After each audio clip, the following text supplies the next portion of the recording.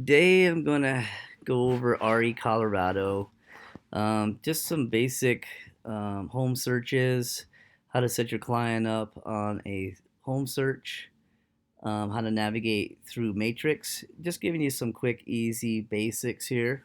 So you'll get your login screen here. You'll click the professional login, put your credentials in there. All right, let this thing load. And then you'll have, you got a lot of resources here. We'll go over some of these in different videos.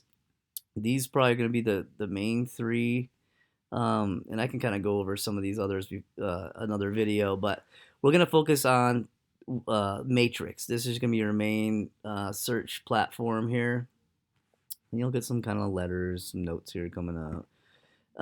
And so good thing to remember is when you first go onto your dashboard, you should be doing this daily, even if you don't have any searches going out, just to kind of check the market. Today is actually Thursday, so you're going to see a lot of properties hitting the market. You can see what new listings there are.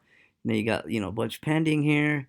And then the more people that you get set up on home searches, the more you're going to have over here. So these are all people I've had on home searches that are actively looking at all the searches that I've sent them. Every time they open up something or look at a property, I know exactly when they did. They did.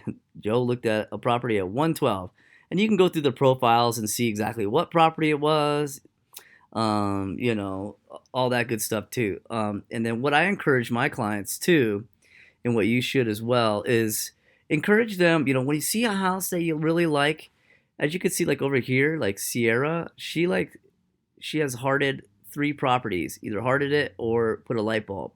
Heart is like they're one of their favorites. The light bulb is more of like a maybe, so potential property that they do like, and I can see those. So when you're setting up the home search, you tell your client, hey, I'm going to be setting you up on a custom home search. Any of those properties that you like, give it a heart. If it's a property that you don't like, there's also a little like trash can delete thing. Go ahead and delete that, and I can see everything on my side on the back end, so it helps me learn what kind of properties you like, and especially the ones that you don't like.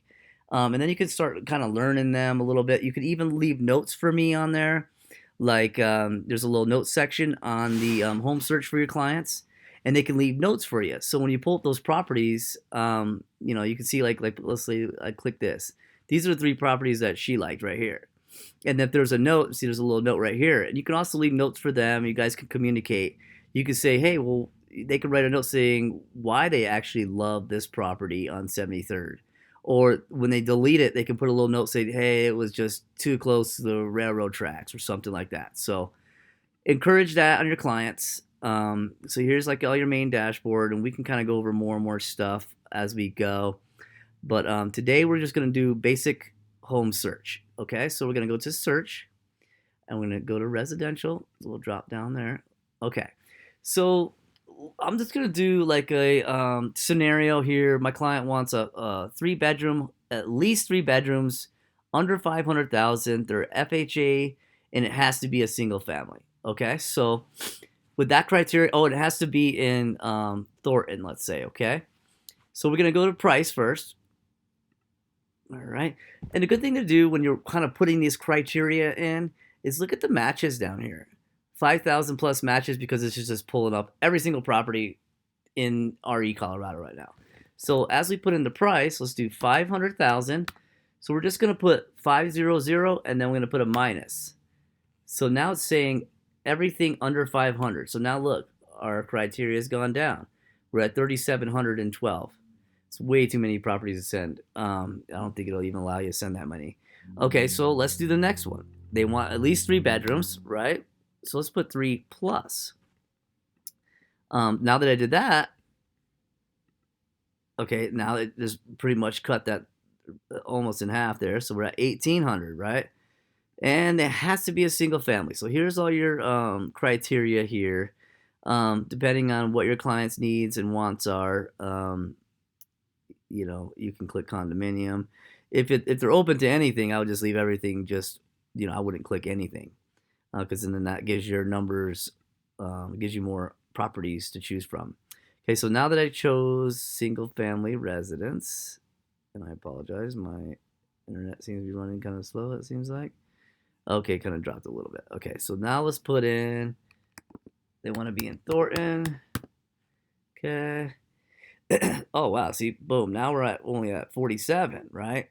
But like I said, they they are pre-approved at FHA financing only, okay? So what we're gonna do is if you're just starting out, and you just basically getting used to this system, you have additional fields down here. So this hasn't been added. All this stuff is probably blank, but you'll see this additional fields. What you'll do is click Add Remove, and then you'll go through here. These are some of the things I have, and as you get different clients in different needs, you could add different things to really narrow your searches down. Utilize this MLS Search. This is the biggest, best tool for you as an agent. It gets you from showing a million houses if you can really, narrow it down exactly what they're looking for. So I just scroll down to listing terms. You'll click that, add, and it'll come over here, and then that add that field down there. And you can add different ones. Like certain clients had to have, a specific amount of garages, at least a 3-car garage, or public remarks, private remarks. I use that for more like investors.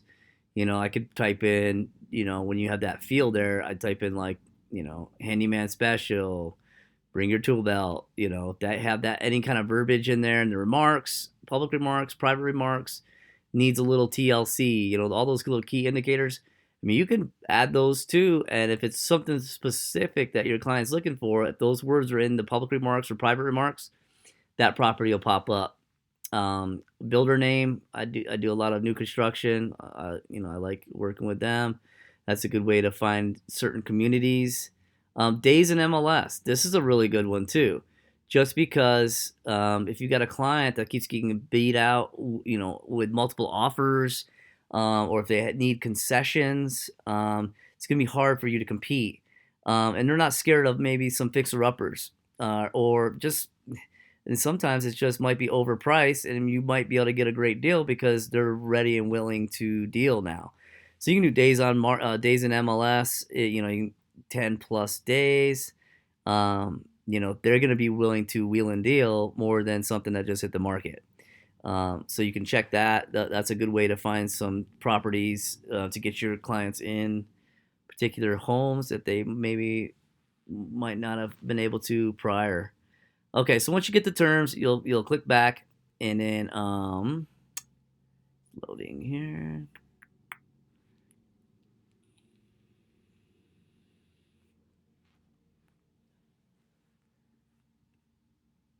Okay. I don't know why it's so slow today.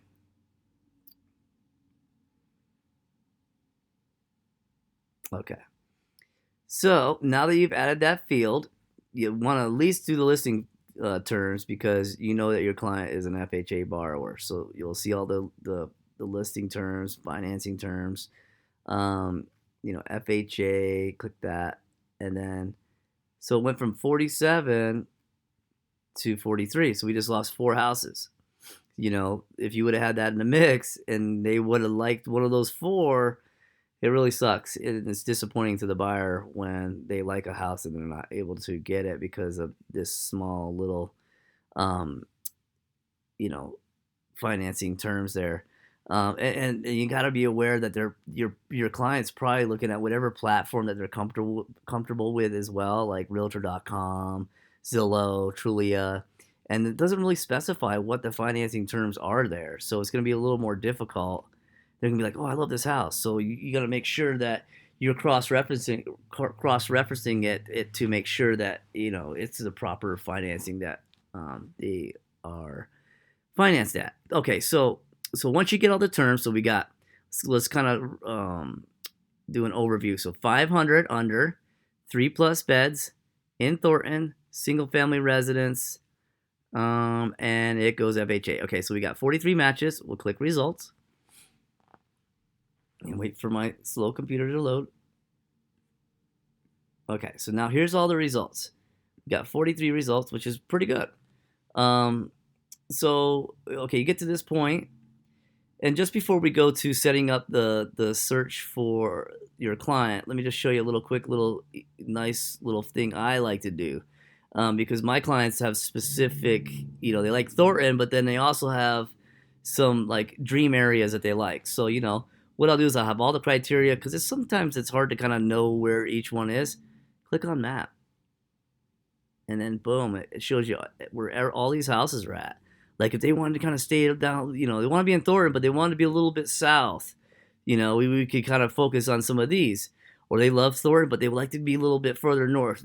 Farthest north, the better. So like we can even look over here in Taw Creek, boom.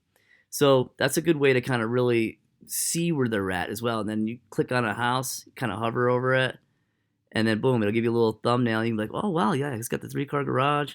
Looks kind of like what they like, and then you can kind of go in there, look at the specifics on it, and kind of narrow it down. So yeah, let's go back to results though. That's a good way of looking and trying to find a house when you're really trying to find that right one for your client. So once you get the results, you're gonna go to save, and then new auto email. Okay.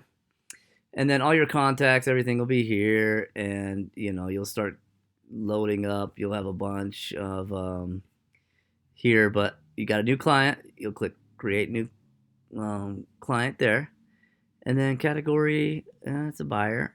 Okay, and then we'll just put like a John Doe. Okay, and then you'll just put their email.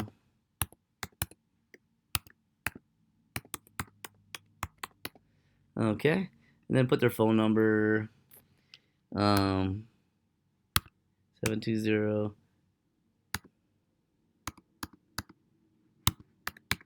and then whatever that might be. Then you'll hit save, and then boom, it'll auto populate here. In case you got John Doe, and then you could see like that could be for like if you have a spouse or a kid that wants to see it as well.